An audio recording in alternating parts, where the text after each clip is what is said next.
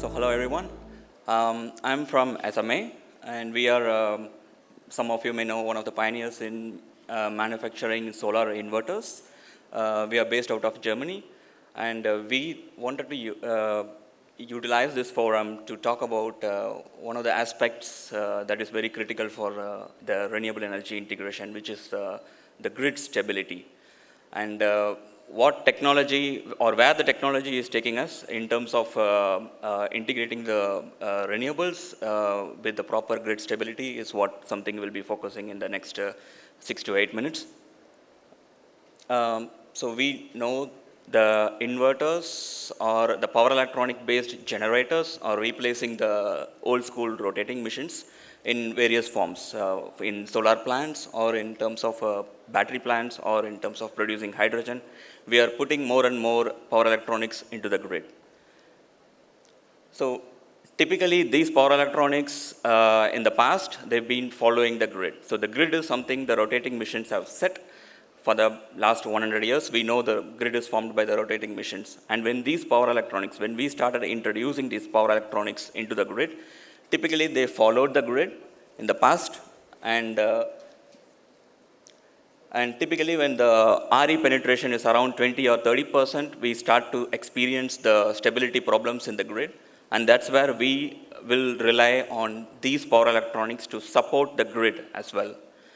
And now India is somewhere around 20 to 30% RE penetration already, and now this is the time we are already expecting or extracting some support from all the power electronics that has gone into the grid in the last decade or so. So, but this we can continue up to a certain level where there is an acceptable strength in the grid, and beyond that, what is the future? Like that we will see towards the end or the second half of this presentation, but the first one, how we can support the grid. So for that, we have our CEA guidelines to follow. The power electronics has to follow certain guidelines to make sure that they are respecting the grid codes and offer stability to the grids. So that typically talks about the frequency and the voltage range where the power electronics has to operate, and how dynamically the reactive support has to come, and how the faults should be handled, etc. And since the power electronics are the key or the heart of the renewable energy plants, so it's the power electronics or the inverters are expected to do this job typically. But despite that, as we said, like India is around 20 to 30% of renewable penetration, and we started experiencing a lot of stability issues in the RE complexes. So we are facing many incidents and loss of generation in the grid due to over voltages or power oscillations or generator trips due to faults, etc. So the RE plants, by its inherent nature, they are powered, or the heart is the brain is the inverters or the power electronics. So it's not the limitation with the power electronics that is causing these stability problems. The power electronics are much more capable of supporting the grid in far superior ways than what it has been in the past 2 years or 3 years. The capabilities have increased. So this is a small insight we will see about what are the different supports the power electronics can offer to the grid. The intention here is not to keep it completely technical, but just to have an overview of insights. So the typical problems what we see is these RE plants, they kind of disconnect from the grid when there is a fault event, or they are not able to dynamically support the grid with the reactive powers, or it cannot come back to its pre-fault levels in a stipulated amount of time, or it cannot damp the oscillations that's happening in the grid. So these are some of the events that today's power electronics are far more capable of supporting. Just to see how some insights. One of the problem is the power electronics or the IBRs are supposed or expected to stay connected to the grid when there is a disturbance happening in the grid. But this is not happening in many of the RE plants, and that's one of the reasons why it is getting tripped. But the capability itself exists in the inverter. They can support the grid up to 60 seconds, or even the inverters what we have deployed in the field back in 2013 are capable of, if they have the right capability built in, they are capable of supporting even the grid codes of 2023. And we have upgraded a large-scale fleet of inverters that we have installed to 2023 grid code, and without any change in hardware or software, just by tuning the parameters of the inverter controls. And another reason is also how these power electronics are not capable of supporting the grid dynamically by providing the reactive power. So for this, just to have a very high level insight into what they are capable of, or like how, to what extent, or to what is the limit to which these inverters can support. So we are just looking at a PSCAT simulation that is done for the DMAT report in Australia for the AEMO guidelines, and it just shows a couple of graphs. Just the blue line in the top left is the fault what we are talking about. So the blue line drops, which means because of the fault, the voltage drops close to zero. And at the same time, you can see on the bottom right, the blue line and the black line going up at exactly at the same time in less than 20 milliseconds, so that the expected dynamic reactive power is supplied up to 100% within a very short span time of 20 milliseconds. And also you're seeing the black line and the blue line is coming down as well, which means when the fault recovers, the power electronics is capable of bringing the power plant back into the pre-fault levels within a matter of 100 milliseconds or 20 to 100 milliseconds. So these are the extent, just to give an idea, like to what extent these power electronics can support today's grid.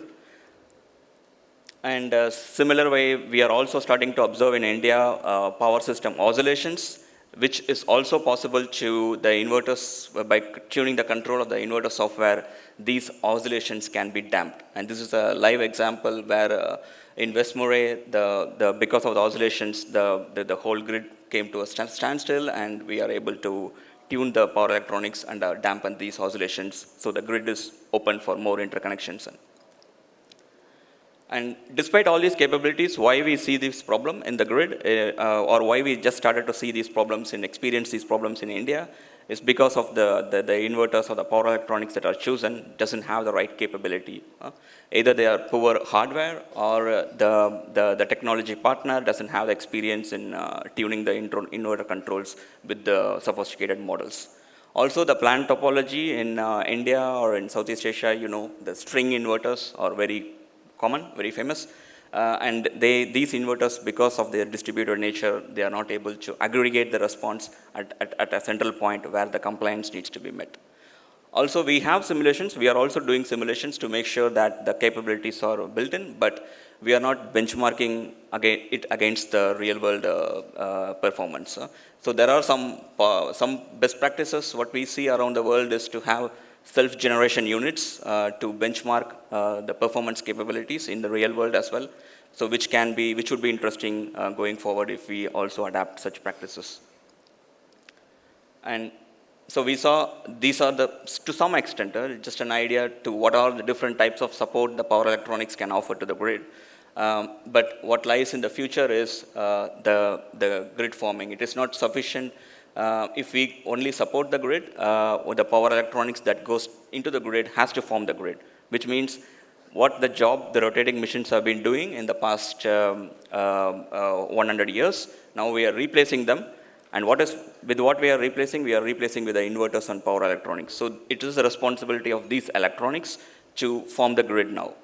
And so beyond a certain acceptable system strength, this grid supporting alone is not sufficient, and we need these power electronics that go today into the field should be capable of forming the grid as well. And so this is the technology trend that different geographies, different operators, they are trying to implement in their system. So they, as and when they kick out their conventional rotating missions, they start experiencing the power problems in terms of micro outages, harmonics, and grid constraints. And to overcome that, a traditional solution could be like the synchronous condensers and statcoms, but it's not ideal to kick out the synchronous missions on one side and keep adding synchronous condensers on the other side. So the alternative is we have lots and lots of IBRs that are going into the grid. So if these IBRs have the capability to form the grid, they can replace all the synchronous condensers or statcoms, the jobs they've been doing for the past 100 years to keep our grid stable. And such systems have already started to go into the fields in large scale. This is a 250 megawatt plant that is providing inertia to the grid, and there is another 300 megawatt plant that is going into operation in Scotland, which will also provide a system strength and inertia support to the grid. And these missions are the new age power electronics are also competing head on with the old school synchronous condensers. So we see the bidding results. It's a competitive bidding in the market where 5 projects have won from the synchronous condensers in the Pathfinder program against 5 projects from the grid forming power electronics or the battery based systems, which are able to provide the same set of grid stability features what the synchronous condensers have been doing for the past 100 years. And these batteries are not going to do just the job of the synchronous condensers or statcoms. They are also flexible, unlike the old school missions. So they will be participating in the other revenue streams as well, in terms of energy arbitrage or frequency control. And on top of that, it's an asset to the grid operator to offer congestion relief or inertia short circuit or to improve the system short circuit strengths.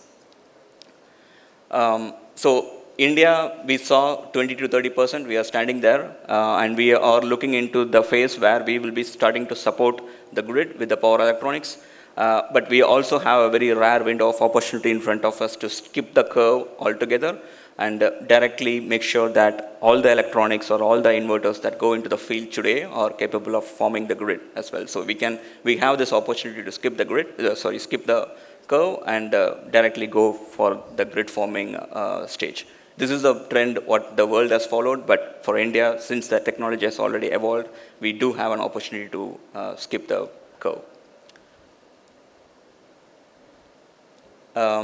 Yeah, that's the short presentation. We wanted to show why the technology trend is happening in terms of offering grid stability or making sure the national grid is stable and safe, which will accelerate, which we believe is very critical to accelerate the renewable energy adoption in India.